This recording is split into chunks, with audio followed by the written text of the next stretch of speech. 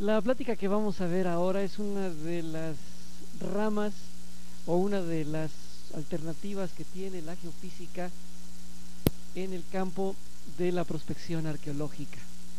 Eh, Esto no es muy común, digamos, actualmente, en esta época en que la prospección petrolera está otra vez teniendo una gran importancia, en donde Pemex de nueva cuenta voltea sus ojos a las instituciones como la UNAM y el Politécnico para poder absorber nuevos ingenieros geofísicos. En México, en nuestro país, la geofísica como una herramienta para la arqueología se remonta por los años 40, con un estudio realizado por italianos y por ingleses. Madre mía, ¿qué pasó?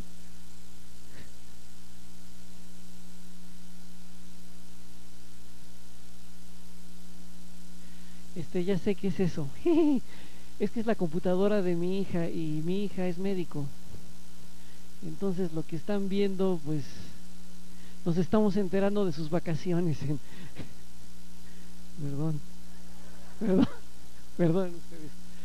Ay, mi hijita. Bueno, entonces se remonta por ahí de los años 40. Es un señor de Terra, un italiano, que hace sus primeros estudios de magnetometría, estudiando zonas en el estado de Tabasco. Por ahí se remonta. En México en particular no ha habido mucha relación entre la arqueología y las ciencias duras, como se le conoce. Por alguna razón, la Escuela Nacional de Antropología e Historia se ha cargado más hacia la parte social, lo cual, bueno, no viene aquí el caso de discutirlo ni comentarlo, sino solamente como una mención. Actualmente el arqueólogo ha descubierto que la geofísica puede ser una herramienta que le puede ayudar a reconocer un sitio que tiene características obviamente arqueológicas. Ahora bien, para el geofísico, como lo vamos a ver, presenta otras particularidades un estudio de esta naturaleza. Nos va a ayudar a entender las limitaciones y las posibilidades de nuestras metodologías y de nuestros equipos, como lo iremos mencionando poco a poco en la conferencia. Entonces, para empezaremos pues que nuestra plática de hoy día se llama Geofísica, una llave para abrir el pasado. Y ciertamente, como lo vamos a ir viendo, así es. Es una herramienta, una llave. Yo mismo, mi nombre es llave en portugués. Entonces es una herramienta que nos va a ser de gran provecho para estudiar las profundidades del subsuelo. Pero no profundidades enormes, sino unos cuantos metros. ¿Cuáles son los problemas que tiene un arqueólogo? Esta diapositiva le ha dado la vuelta al mundo, yo no sé por cuánto tiempo, en muchas ocasiones. El arqueólogo sabe, obviamente, ha estudiado, sabe muy bien dónde puede haberse establecido una cultura por cuestiones históricas, por cuestiones de terreno, etcétera. Entonces sabe dónde está, pero no sabe en dónde. La excavación que él pueda hacer, si no lo hace con cuidado, destruye el ambiente y puede también perturbar las interrelaciones que pueden existir en espacio y tiempo. El tiempo también requerido para excavar, como lo hace un arqueólogo, lleva muchísimo tiempo y es muy caro. Por lo mismo, los fondos económicos que generalmente se tienen, sobre todo en nuestro país, para apoyar los rescates, ya no digamos los estudios, proyectos enfocados a descubrir nuevas áreas, sino ya el simple hecho del mantenimiento o simple hecho el de rescate de zonas arqueológicas, pues los fondos que se tienen son muy pobres y no todos los sitios pueden ser excavados. Parece increíble que en nuestro país, toda la parte central y sur del país está lleno de sitios arqueológicos, no todos pueden ser excavados. Por lo tanto, Tomando en cuenta todo eso, pues el tiempo, el dinero, el esfuerzo que dedique un arqueólogo a la prospección, pues se va a la basura, como lo ven en esta imagen. ¿De acuerdo? ¿Qué ofrece la geofísica? ¿Qué ofrecemos nosotros? Bueno, a favor tenemos que nosotros con nuestros métodos no destruimos el entorno, las observaciones pueden ser relativamente rápidas y de muy alta calidad debido a los instrumentos a los que se tiene acceso hoy día. Los equipos que tenemos son relativamente fáciles de manejar, dado la alta tecnología otra vez. Se pueden cubrir grandes áreas en un tiempo relativamente corto. Y tenemos disponibilidad de programas de interpretación, formas de procesar la información y formas también de modelar, de producir modelos que los arqueólogos puedan utilizar. ¿Qué tenemos en contra? Bueno, pues lo de siempre. Las observaciones que hacemos son mediciones indirectas del subsuelo. Ya nosotros no vemos lo que hay debajo, sino lo vemos a través de nuestros instrumentos que nos los escupen en forma de números, en forma de datos, que hay que darles forma. Obviamente la ambigüedad en la interpretación. Desgraciadamente he visto interpretaciones, modelos, los cuales son hermosos ejemplos de algo que no ocurre o de algo que no existe. Y obviamente el proceso de interpretación debe de ser llevado a cabo por un especialista. Esto es, el geofísico nunca puede ser quitado, eliminado, sustituido por el solo hecho de que sabemos manejar el instrumento, podemos sacar información y podemos hacer bonitas cosas. Todos los que están aquí son geofísicos y que nos dedicamos al estudio de las ciencias de la Tierra, sépanse que ninguna exploración, ninguna prospección que realizamos podemos ser simplemente eliminados. Somos necesarios, somos un mal necesario. Ahora bien, ¿cómo comienza? Una de las herramientas más interesantes, por ejemplo, son los aviones y los satélites. El análisis regional que podamos realizar de la zona de estudio será importante para caracterizar la zona de trabajo. Aquí he puesto el caso de las fotografías aéreas. La fotografía que ustedes ven a la derecha de la ciudad de Pátzcuaro tiene una resolución de 10 metros. Es buena, sobre todo para caracterizar la zona desde el punto de vista geográfico, social, etcétera, urbanístico. Pero la de abajo, observen ustedes, es una imagen del satélite Iconos. Obviamente se ve la Gran Pirámide y la Esfinge. Tiene una resolución de 1 metro.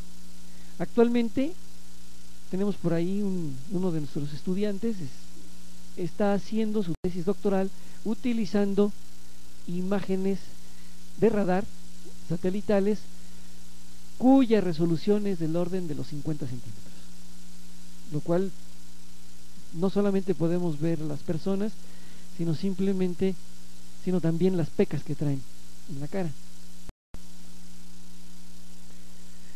¿Qué métodos tenemos en la geofísica que podemos nosotros utilizar? Sobre todo en la prospección arqueológica. Tenemos y los activos.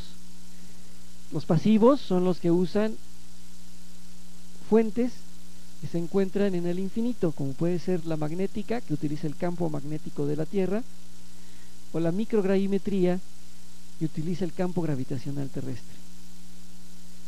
En el caso de la magnetometría podemos utilizar métodos de campo total o de gradiente vertical. Los instrumentos nos permiten ese tipo de posibilidades.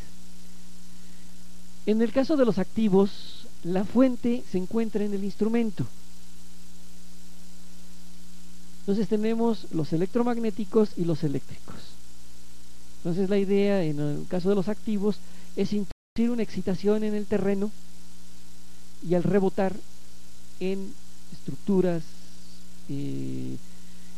capas, interfaces, etcétera, pues nos produzcan una señal que podamos medir. Tanto en el caso de electromagnéticos, que he puesto aquí el GPR, radar de penetración terrestre, que lo comentaremos después, o en el caso de los eléctricos, que puede ser la resistividad o la tomografía. En el primer caso, veamos la microgravimetría. ¿Qué es? Bueno, mide contrastes de densidad en el subsuelo. Es una metodología que tiene una altísima resolución del orden de los microgales, que son 10 a la menos 6 centímetros sobre segundo al cuadrado. El problema es que los efectos topográficos afectan las mediciones, paredes, montículos, etc. El levantamiento sí es muy lento, porque requiere de una gran precisión y de una gran paciencia. Los datos colectados, por tanto, deben ser de alta calidad. Tenemos que hacer correcciones, esto es, tenemos que tomar en cuenta ciertos efectos que alteran o perturban o de alguna manera falsean, si se puede decir de esa manera, el valor que nosotros medimos directamente del instrumento, que puede ser desde la deriva, puede ser el efecto de aire libre, el efecto de masa, etcétera, etcétera, como llaman, efecto de Bouguer, pero además, como se menciona ahí, las propias paredes, montículos, hasta un árbol, hasta nosotros mismos cuando hacemos la medición. Entonces, en este caso los errores tienen que ser minimizados. El ejemplo que estoy presentando aquí, que ustedes ven hacia la derecha, vemos un levantamiento gravimétrico realizado en la iglesia de San Wenceslao. Esto está en Polonia. Ustedes ven que las líneas de contornos nos definen zonas de anomalías, que pueden ser excesos o deficiencias de masa, excesos de densidad, contraste de densidad más altos o contraste de densidad más bajos con respecto del medio que lo rodea. En el caso de la derecha, y así está en el artículo, extraño, pero en el caso de la derecha no se ha corregido se ha corregido en los dos casos, por las paredes de la propia iglesia. Las paredes tienen masa y por lo tanto también hacen o presentan una atracción hacia el instrumento, tal que falsea las mediciones, hay que tomarlas en cuenta. Pero en el de la derecha no hemos corregido por estas criptas, pequeños monumentos que tienen las iglesias católicas. En el de la izquierda, el B, así se ha hecho, ya se ha corregido. Observen ustedes que en el de la derecha, en el A, tenemos ahí, si lo alcanzan a ver, dos anomalías muy bien definidas que están asociadas a monumentos que están presentes en la iglesia. En el caso de la izquierda, vean que cuando se ha corregido por ese efecto, esas anomalías se han diluido un poco. Mas sin embargo, por debajo del altar, que es la parte alta de la figura, en donde se forma esa herradura, aparece una anomalía, se marca con la letra A. Esa fue una cripta que no estaba documentada. Se excavó y se encontraron los restos de algún obispo, de algún jerarca de la iglesia. Pero este es solo un ejemplo. Esto fue hecho en el 79. ¿Qué ocurre con la magnetometría? Bueno, este es más simple de manejar, es un sistema mucho más simple de llevar a cabo en el campo. Aquí manejamos los contrastes de susceptibilidad magnética de objetos que son magnetizables, esto es, que reaccionan frente al campo magnético terrestre, como un imán cuando lo acercamos a un alfiler o algo metálico. El campo magnético, hay una interacción del campo magnético. En ese momento la aguja se magnetiza, adquiere un campo magnético propio, y eso lo podemos medir. La resolución instrumental obviamente debe ser grande, y podemos medir, como viene al final, campo total o gradiente magnético vertical. Aquí hacer un paréntesis. Aquí no voy a hablar de equipos, porque si habláramos de equipos sería otra plática, y entonces no me llevo una hora si me llevo otras 2 o 3 más. Entonces por el momento no hablaré de los instrumentos. Sin embargo, vean ustedes que se tiene la posibilidad de obtener un mayor número de información, y entonces casi vemos, a diferencia del caso anterior, que eran con contornitos, vemos aquí casi una radiografía del subsuelo. En la parte superior vemos un ejemplo de lo que corresponde a un pueblo romano, enterrado, obviamente.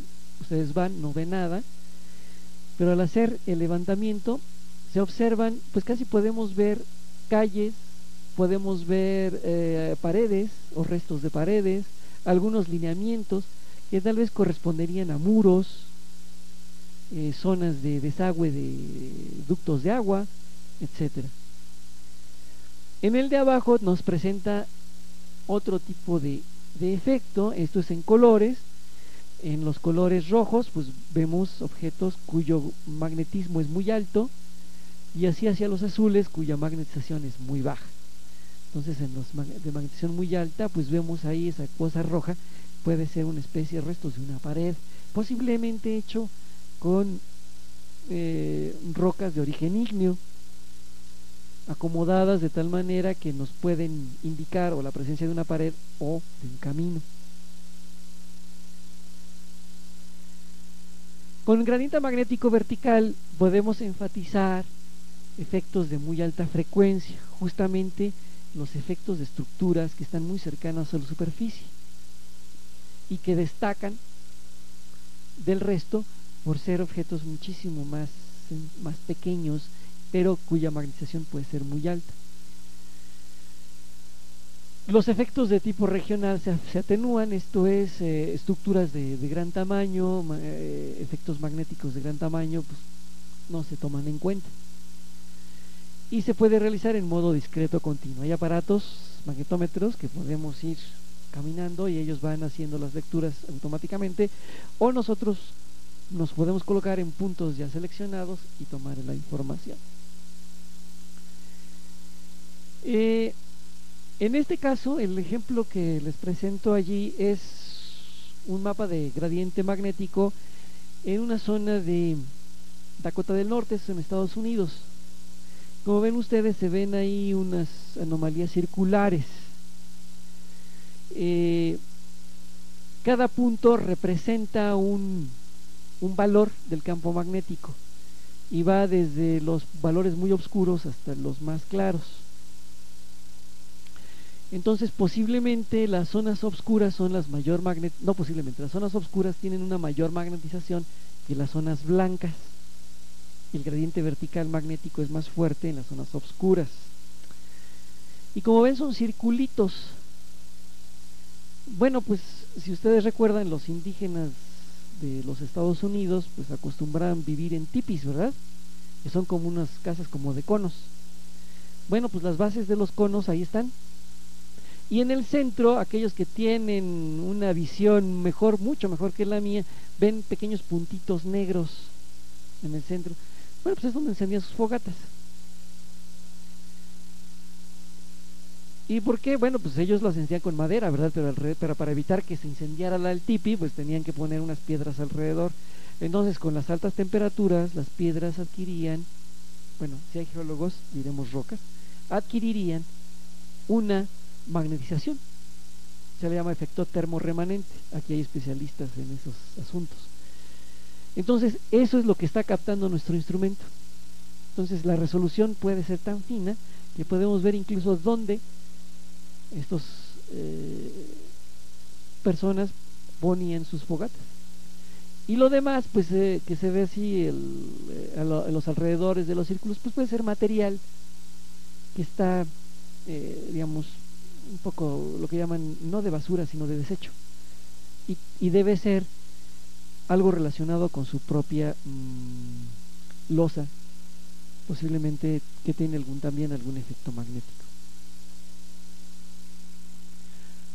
En el caso de los métodos electromagnéticos, en el caso de radar de penetración terrestre, pues para aquellos los que no están muy empapados en el asunto, pues ustedes saben que un radar se instala en un aeropuerto y podemos detectar pues la presencia de aviones, ¿verdad?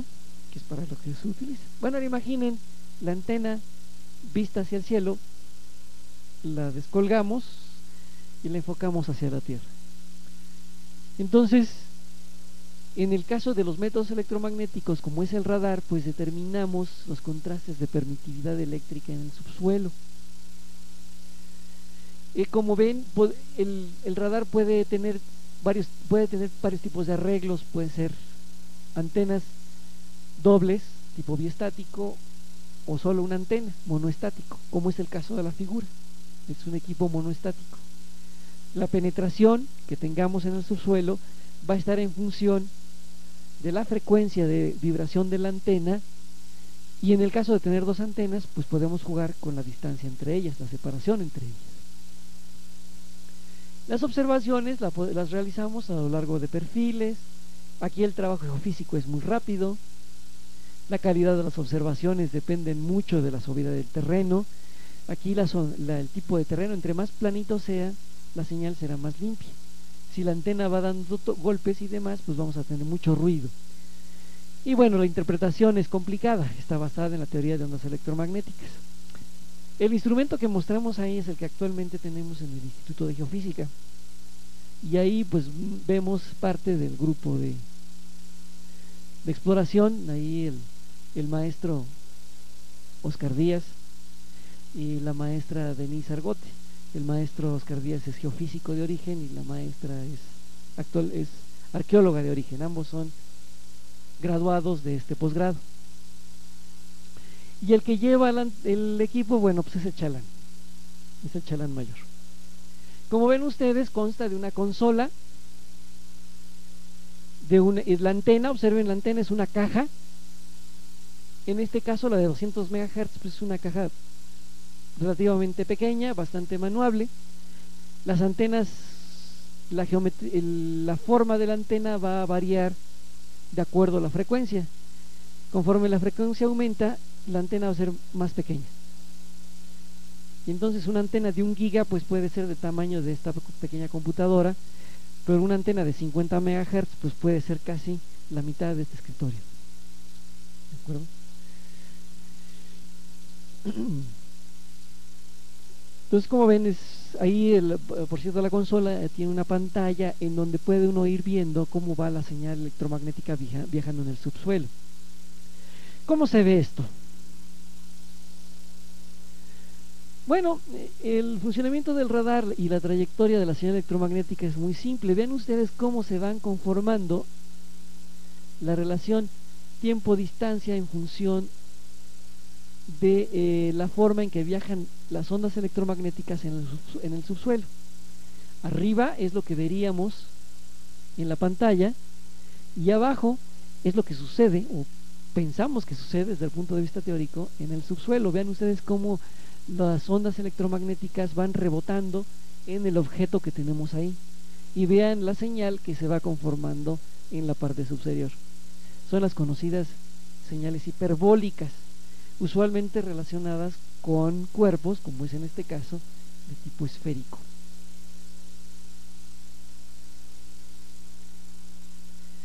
Los perfiles, como se dan llamar, bidimensionales de los radares, pues como lo muestra la imagen derecha, es lo que usualmente tenemos. Así nos los entrega el aparato. Podemos hacer después procesamientos muy similares a los que se hacen en sísmica. Aplicamos también ABO, hacemos correlación, cross-correlación, podemos hacer convolución, deconvolución, etcétera. Y lo que obtenemos, bueno, pues aquí podemos ver esas formas hiperbólicas que tenemos ahí, que se pueden relacionar con tuberías de cerámica, por ejemplo. Arriba se ve el estrato superficial, el suelo, la capa de suelo, y luego se ve una especie de terraza. Posiblemente es una terraza artificial. Esto fue en un sitio maya en El Salvador. En el lado izquierdo tenemos otras maneras de vislumbrar o de ver la información que nos da el radar. Por medio de apilamiento podemos apilar las señales una detrás de la otra y monitorear, digamos, la continuidad de algún rasgo en particular.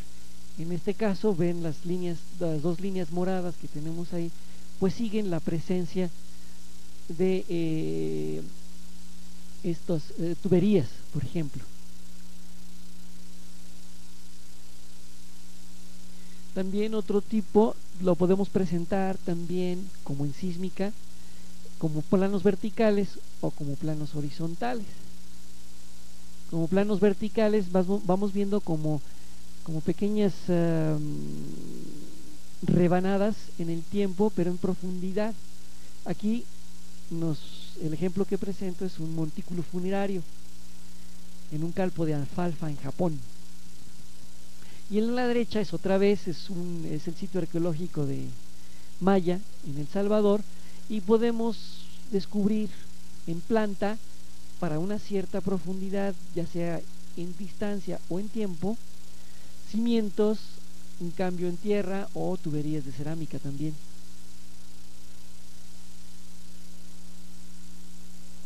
Los métodos de resistividad. Usualmente ahora estamos utilizando lo que se llama imagen o tomografía eléctrica.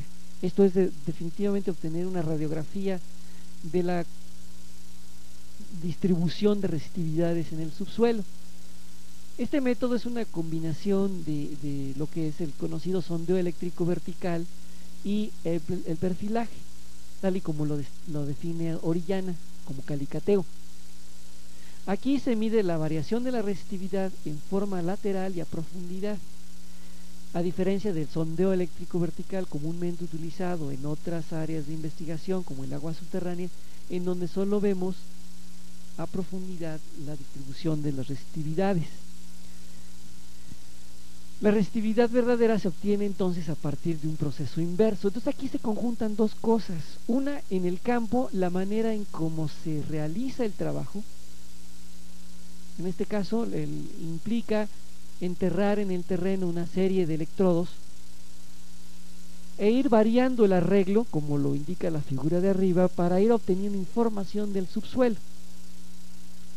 Entonces, claro, eso se hace por niveles, de tal suerte que el último nivel solo tendrá un dato. Ahorita lo van a ver. Y luego el proceso inverso, pues opone que el subsuelo lo podemos definir como una serie de cajones, donde cada cajón tiene un valor de resistividad. Y entonces construimos un algoritmo para obtener los valores de resistividad que se encuentran en esos pequeños cajones. Y podemos ver algunos ejemplos. El ejemplo de arriba es en planta. Y estamos viendo, o se realiza el estudio sobre una villa prehistórica en Dakota del Norte otra vez. Vean ustedes que los colores, los rojos son resistividades altas, los azules son resistividades bajas. Y vean ustedes la configuración de las resistividades en el subsuelo en planta. El mismo lugar, haciendo un zoom de la anomalía central de resistividad que ustedes tienen ahí, que parece también como una herradura que apenas se ve el cierre de rojitos como un cuadrado. Bueno, pues lo tenemos acá. Y en el caso de la derecha tenemos ahí cortes tomográficos, igual que como se hace con el radar. Y vean ustedes cómo se distribuyen esos azules y los rojos. Los rojos son resistividades altas que posiblemente pertenecen a restos o cimientos de lo que fueron paredes, estructuras. Y los azules deben de corresponder al suelo o al piso de esos alojamientos, digamos. Las resistividades bajas posiblemente están asociadas a zonas con mayor humedad y las altas a menor humedad. Entonces, ahí donde dice house depression, que significa depresión de la casa, como quieran, pues ese es el piso de ella. Y en la parte central una cosa rojita, que a lo mejor también es el lugar donde se hacía el fuego, o donde se ponía el fuego. Bueno, estos son algunos de los ejemplos que uno se puede encontrar en internet, en artículos de revistas especializadas, lo que se ha hecho mucho en el extranjero. ¿Y nosotros qué hemos hecho? Como ya mencioné, en México hay algunos estudios muy escasos en los años 40 de magnetometría, en donde se descubren algunas de las cabezas olmecas. Posteriormente hay algunos otros estudios muy sueltos, en los años 70 me parece, y bueno, desafortunadamente no está nuestro señor director, pero él participó en una aventura arqueológica en el Zócalo capitalino junto con ya una institución aquí en nuestro instituto, el maestro Manuel Mena, el cual hicieron gravimetría de alta resolución, magnetometría, para descubrir un monumento que se llama la Coyolxauhqui, esa. A la final me parece que lo que lograron determinar, y ojalá le estuviera para que después pudiera comentar un poco más, pues fue la distribución del cableado, las tuberías, etcétera, etcétera, que había por debajo del Zócalo capitalino. Entonces, no fue un fracaso, tampoco fue un gran éxito, pero me parece que fue una de las primeras incursiones. Eso debe haber sido por ahí de 1971, 72, cuando se construyó el metro. Nosotros, su servidor, empezamos por ahí del año 88 y empezamos aquí en Teotihuacán. Y si me está oyendo Jorgito Arzate, pues él fue uno de los vamos a llamar iluminados, que me siguió en este tipo de investigaciones. Lo que ven ahí, bueno, es parte del equipo de exploración de aquella época. Ahí parado con una gorra podemos ver al ingeniero geofísico Gerardo Cifuentes. Luego ahí sentadito en primer plano con un sombrero de palma, pues a la hora doctor Andrés Tejero, de la Facultad de Ingeniería. Y en aquella época la única chica que nos siguió en esta aventura, la ahora maestra Beatriz Oropesa, también egresados los tres de este posgrado. Entonces ahí estábamos haciendo los estudios de resistividad para localización de túneles a un costado de la pirámide del Sol. Y esto se llevó a cabo en 1992. La verdad es que hemos estado en Teotihuacán muchas veces a lo largo de mucho tiempo por periodos cortos, y eso porque en algunas ocasiones pues hemos autofinanciado esos estudios, y en otras ocasiones pues el financiamiento que hemos conseguido pues ha sido pequeño. Entonces, en esta aventura de localización de túneles en los alrededores de la pirámide del Sol, que fue el proyecto en el cual nos embarcamos por ahí de hace unos ya casi más de 10 años, pues vemos ahí la imagen fotográfica aérea de la región de Teotihuacán sobrepuesta sobre la topografía. Esto lo hizo Luis Barba en su tesis doctoral. Luis Barba, por cierto, es el coordinador del Laboratorio de Prospección Arqueológica del Instituto de Investigaciones Antropológicas, con el que hemos colaborado durante muchos años. Ustedes pueden ver marcados por el 1 es la pirámide de la Luna, el número 2 es la pirámide del Sol. Nosotros trabajamos hacia la parte oriental de la pirámide del Sol, en una pequeña depresión. Sucede que buena parte de la zona arqueológica está realizada sobre un flujo lábico del Cerro Gordo, proveniente del Cerro Gordo.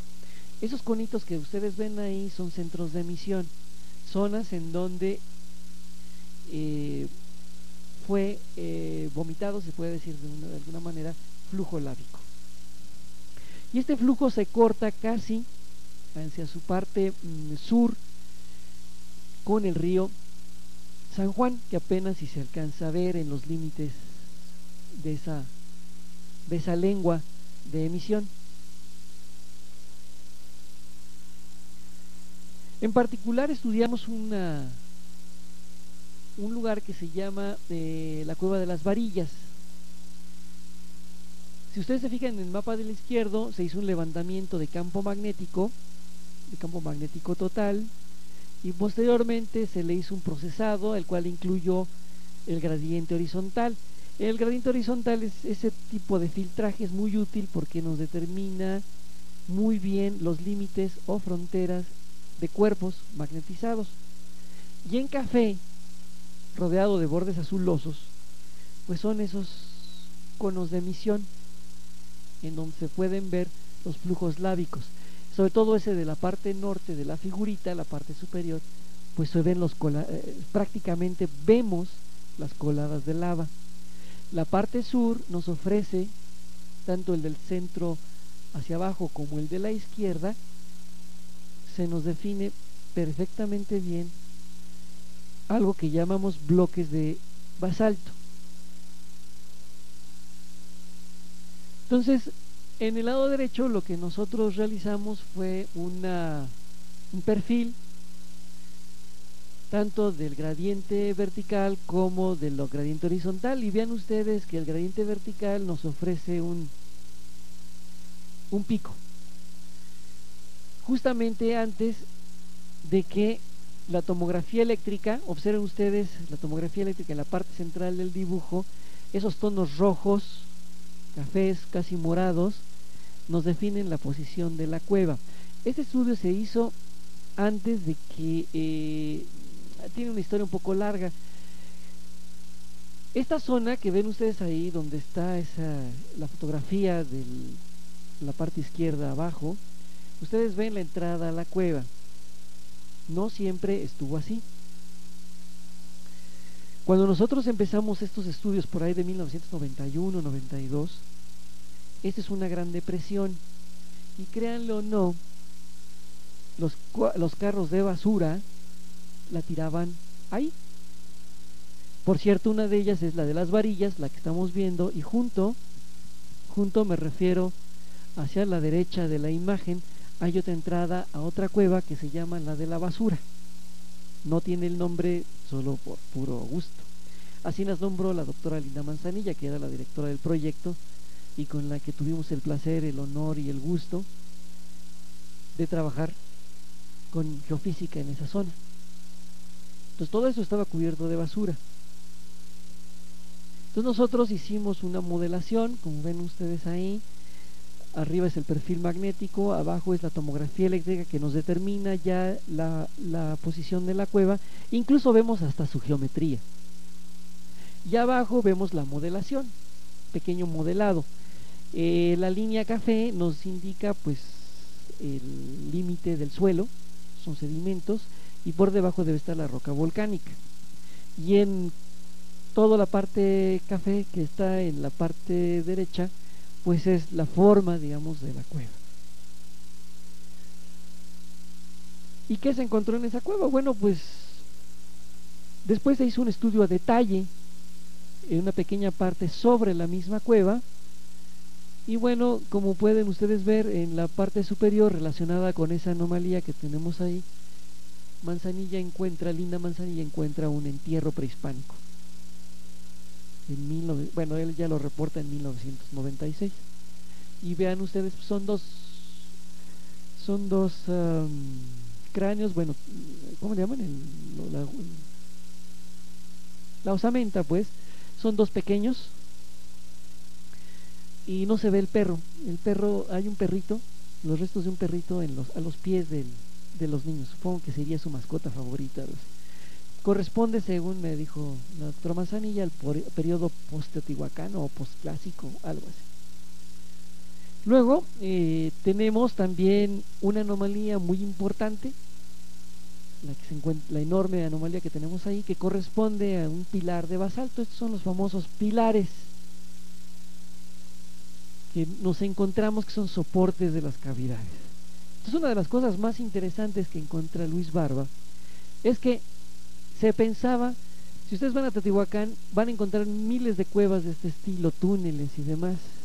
Se pensaba que fueron producidos por los diferentes eventos volcánicos a lo largo del tiempo y contactos con bloques o cuerpos de agua.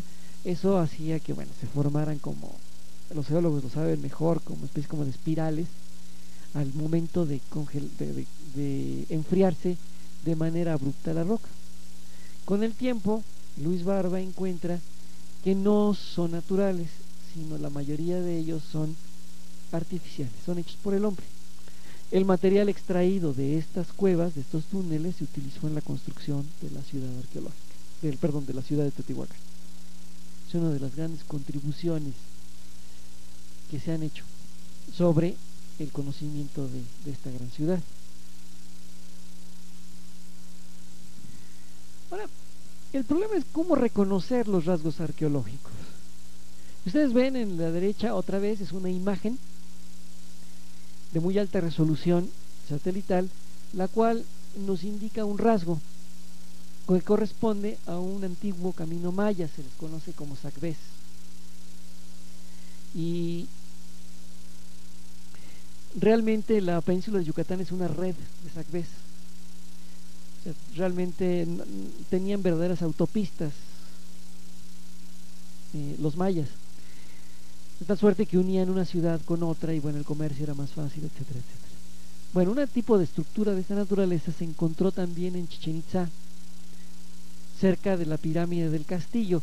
Ustedes ven en esta figura, es un poquito mala, pero esos contornos nos indican la variación en el tiempo de diferentes rasgos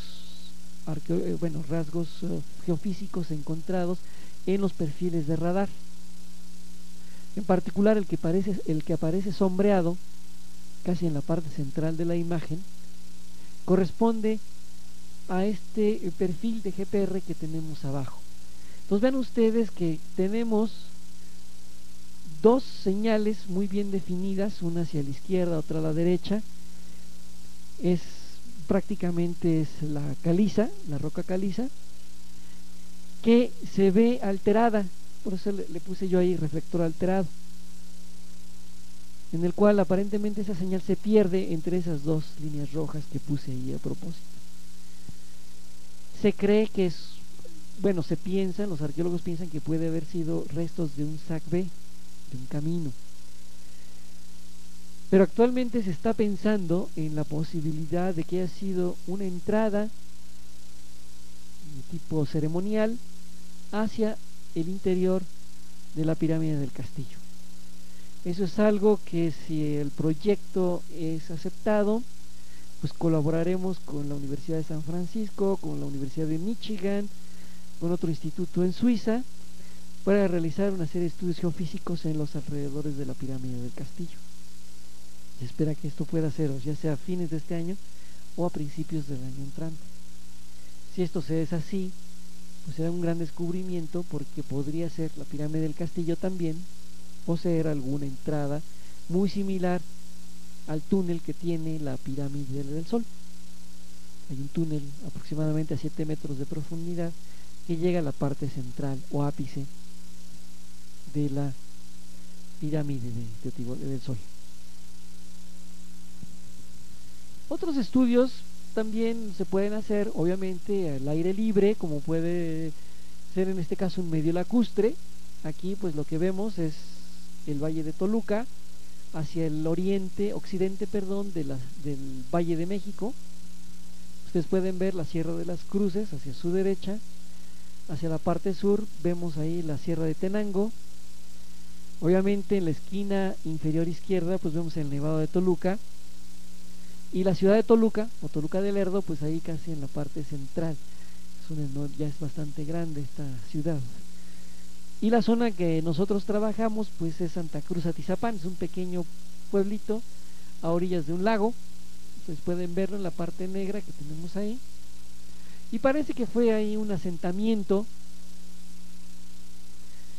yo me imagino que de la época también de los aztecas o anterior, el cual pues fue muy importante porque era el camino a seguir entre Tenochtitlan o incluso Teotihuacán en la parte norte y los pueblos del sur de nuestro país. Entonces los arqueólogos tienen un gran interés en esa región porque es una zona de paso.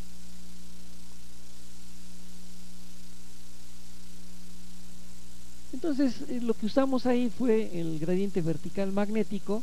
A su izquierda vemos el mapa topográfico y a su derecha las anomalías magnéticas sobrepuestas sobre el mapa topográfico. Ahora bien, el área que nosotros estudiamos es ese pequeño recuadro blanco que tenemos sobre el mapa topográfico. Vean ustedes esas manchas blancas que tenemos ahí, son pequeños montículos, sobresalen del subsuelo, del nivel del suelo apenas 30, 50 centímetros, a veces hasta 1 metro. En la parte sur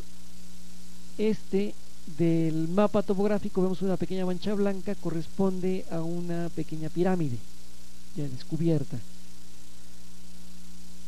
Entonces, bueno, si nosotros vemos los resultados de la anomalía magnética, pues vemos ahí un pequeño montículo sobre los cuales vemos una distribución de azules, rojos y blancos.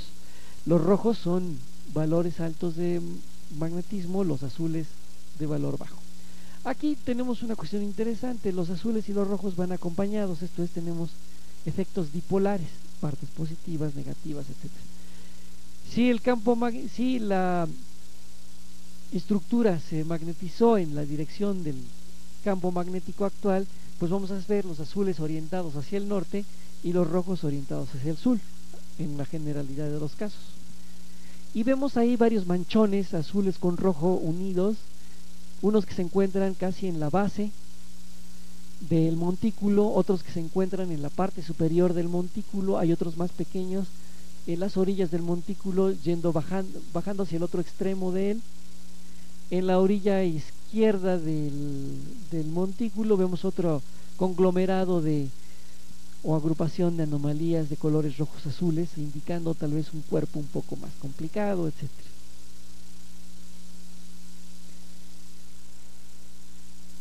Si nosotros hacemos un filtraje con las anomalías y quitamos aquello que no nos interesa, pues podemos aislar esas anomalías que vimos hace un rato. Ahora lo vemos en planta y los contornos nos indican la topografía de la pequeña región.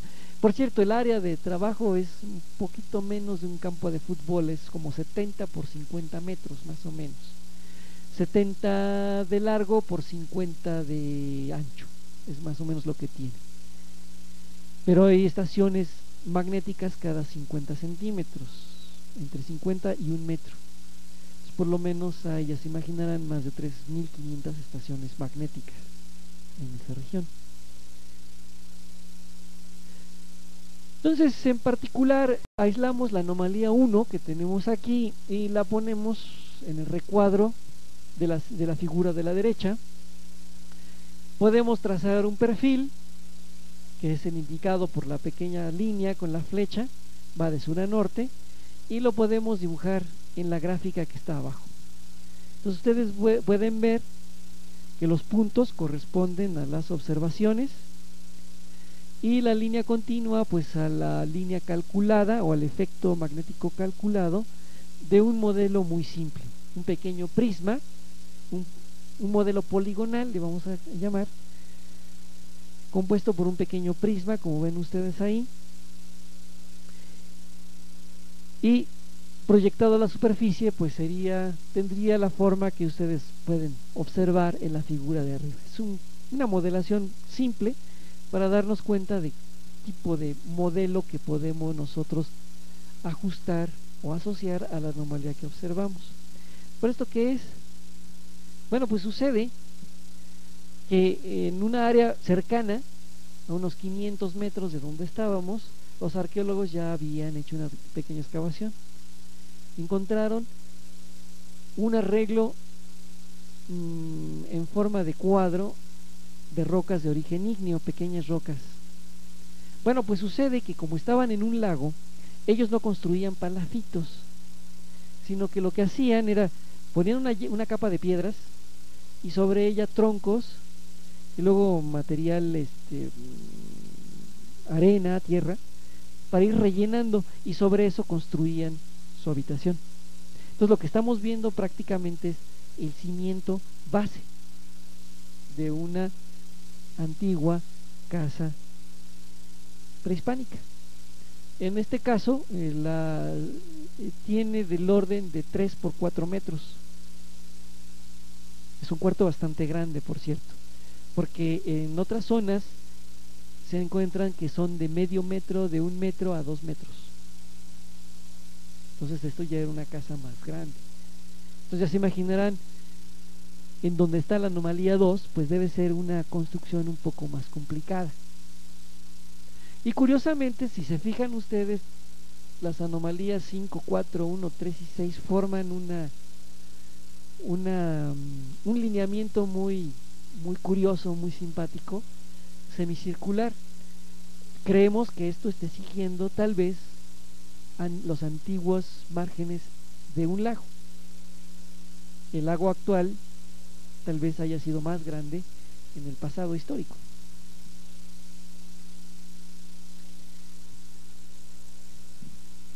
Podemos correlacionar los resultados, por ejemplo, la imagen eléctrica, que también se hizo ahí, con radar y con el gradiente magnético vertical, que es lo que medimos, y poder asociar algunos rasgos que son similares entre estas tres imágenes. Entonces podemos ver que esos saltos magnéticos se correlacionan con algunas figuras, estructuras que están presentes tanto en el GPR como en la imagen eléctrica, y que pueden ser estos pequeños cimientos de casas. Entonces podemos hacer una rápida correlación visual. Esto es muy útil para el arqueólogo. Otras problemas que son un desafío para el geofísico es realizar estudios en zonas urbanas, sobre todo en zonas en donde tienen una característica muy particular. Pátzcuaro, por ejemplo, es ¿cómo le llaman? Propiedad de la humanidad, o un patrimonio de la humanidad, ¿no? O está por conseguir. Este estudio ya no está enfocado en un estudio prehispánico, sino ahora estamos hablando de un estudio enfocado a épocas de la colonia. El edificio que ustedes ven abajo es nada menos y nada más que la Basílica de Nuestra Señora de la Salud. Desde mi punto de vista se me hace un edificio feo, tomando en cuenta el tipo de iglesias señoriales que tenemos en nuestro país. Pero la importancia que tiene este edificio no radica en lo feo, sino en el aspecto histórico. Esto fue diseñado y construido por don Vasco de Quiroga. No voy a ahondar mucho, pero Quiroga la diseñó originalmente como se ve en el plano de la izquierda. El plano de la izquierda presenta el plano actual, y los bordes rasurados es el proyecto original de Vasco de Quiroga.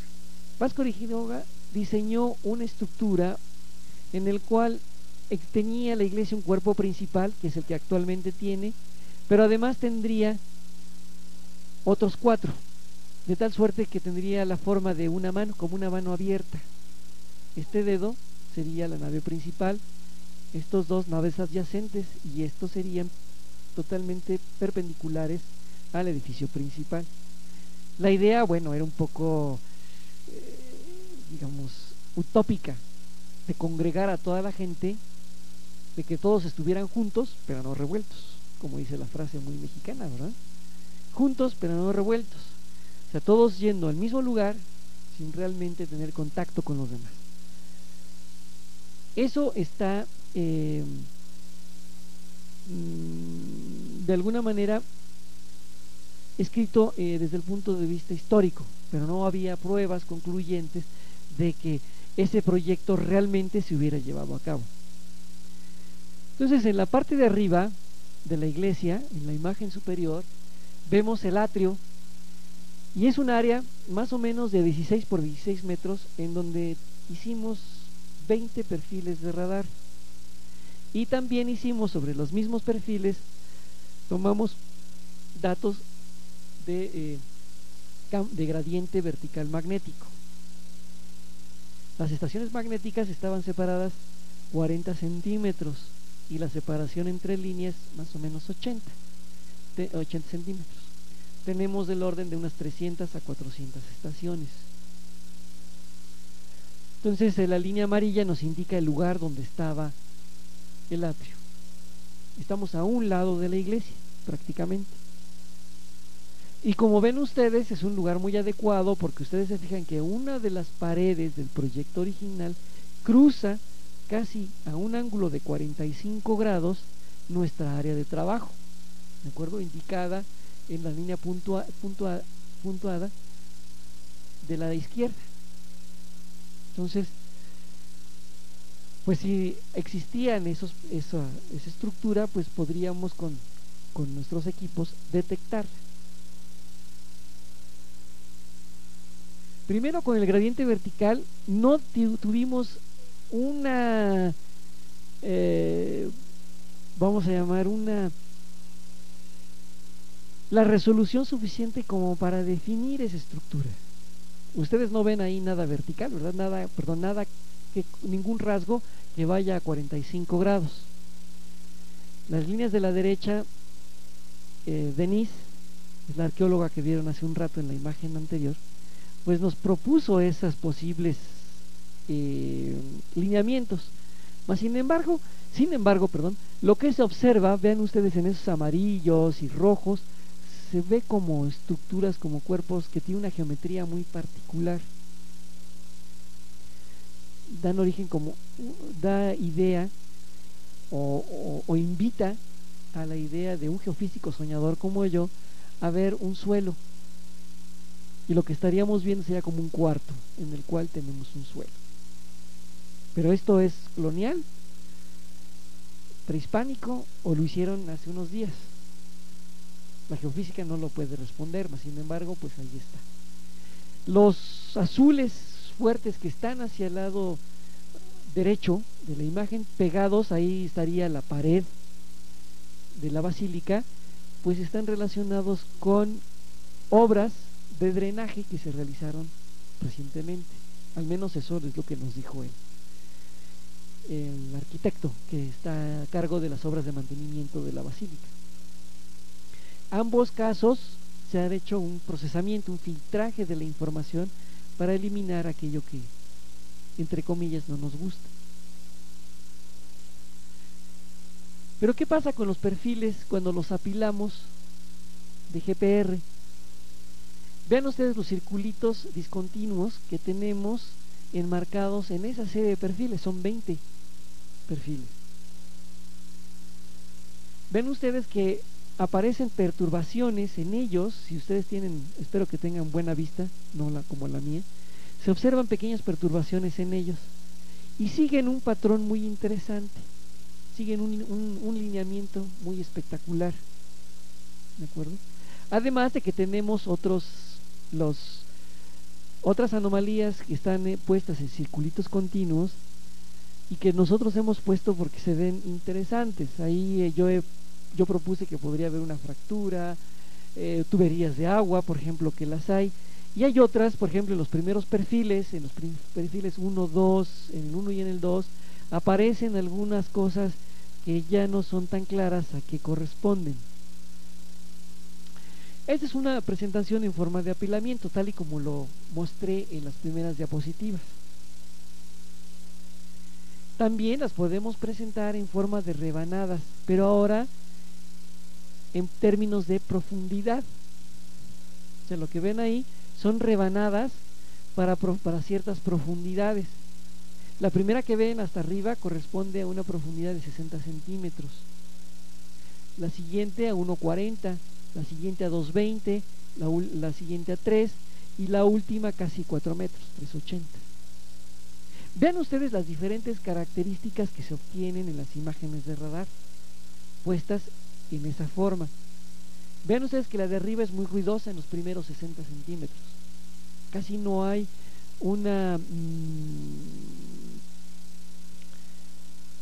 pues lineamientos, características que se puedan seguir fácilmente. Se ve un suelo muy perturbado, lo cual es cierto porque actualmente, bueno, se tiene un piso de pues, de concreto, de lo que sea, y se ve que ha sido removido muchas veces. Pero al 1.20, 1.40, empezamos a ver un lineamiento muy característico, vean, casi a 45 grados en el recuadro, muy diagonal, además de otras pequeñas, otros pequeños rasgos aledaños. Pero lo más interesante es que a 2.20 se vuelve otra vez un poco más ruidoso. Persiste ese alineamiento, pero ya aparecen otro tipo de anomalías, de estructuras. Y conforme bajamos a 3 metros, ya casi no vemos el alineamiento que teníamos, pero vemos en la parte inferior unos azules y unos rojos que corresponderían a esos azules y rojos que vimos en el mapa magnético. Entonces el arqueólogo lo que piensa es, bueno, si los cimientos de la pared que supuestamente estamos viendo, que esperamos estar viendo, del proyecto original, ya no son tan claros a los 3 metros y aparecen otros rasgos muy claros a esa profundidad, pues quiere decir que eso pudiera ser más antiguo, entonces podríamos estar viendo algo relacionado con actividad prehispánica. Y luego ya a 3.80 ya casi no vemos nada, ya han desaparecido todo rasgo y el campo se ve bastante suave. Si nosotros correlacionamos esa información en un plano, por ejemplo como este, es un bosquejo, vemos en la parte superior sería la pared de la iglesia, en el recuadro acotado por los números pues tenemos el área de trabajo en la cual estuvimos, marcados con el 1, 2, 3, 4 hasta 21, pues sería la posición de los diferentes perfiles. También tenemos perfiles fuera de los límites del atrio de la basílica. Estos son los jardines, el 23, el 24, el 25, que no los muestro aquí, y vemos que el contexto colonial coincide con las anomalías obtenidas por el radar. Estas partes achuradas o oscurecidas que van a lo largo diagonalmente en el área de estudio corresponden al proyecto original que se ha superpuesto. Esas líneas discontinuas sería la posición del proyecto original de la iglesia. Y luego tenemos el contexto prehispánico definido por las letras G, E, D y F. ¿De acuerdo? Entonces, y tenemos, bueno, pues una idea de lo que se observa. Ahora bien, la única manera ya de saber qué es realmente lo que encontramos, pues será cuando el arqueólogo pueda excavar. En el momento en que llegue a excavar, bueno, pues podremos nosotros saber si lo que encontramos pues era claro. Entonces, bueno, a modo de conclusión, y ya para que ya no aburrirlos más, la geofísica, pues, o los métodos geofísicos son útiles en el estudio de áreas pequeñas, por ejemplo, como es el caso de zonas arqueológicas. No destruimos el contexto arqueológico y pues, de esa manera el arqueólogo puede definir áreas precisas de excavación. Podemos evaluar entonces la importancia de un sitio. También en áreas urbanas, esta información ayudaría a las autoridades a planear zonas de desarrollo. Aquí no lo hemos puesto, pero en la construcción de una carretera en Denia, un lugar cerca de Valencia, en España, el trascabo descubrió restos de un puerto fenicio. Entonces se tuvieron que detener las obras por un buen tiempo mientras se hacían los estudios de arqueología. Si esto se pudieran hacer antes, podríamos de alguna manera evaluar la zona y poder, de alguna manera, o el gobierno poder planear, o las autoridades poder planear y evitar este tipo de problemas. A nosotros los geofísicos nos permite evaluar nuestras nuevas herramientas de software, sistemas de programación, equipos. ¿Por qué? Pues porque aquí, digamos, al único que le fallamos es al arqueólogo. El arqueólogo, pues lo más probable es que nos tire de naranjazos. Pero si le fallamos a una compañía, pues va a ser un problema. De esta manera, entonces, pues podemos decirle al arqueólogo, o el arqueólogo puede entonces excavar en un lugar definido, ahorrándose tiempo, dinero y esfuerzo. ¿En dónde podemos hacer o dónde se aplican este tipo de cosas? Bueno, obviamente nosotros, en el Departamento de Geomagnetismo y Exploración.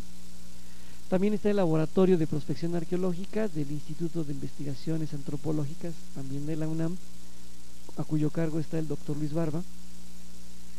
Y en el Departamento de Arqueología y el Grupo de Investigaciones Marinas del INE están haciendo este tipo de estudios.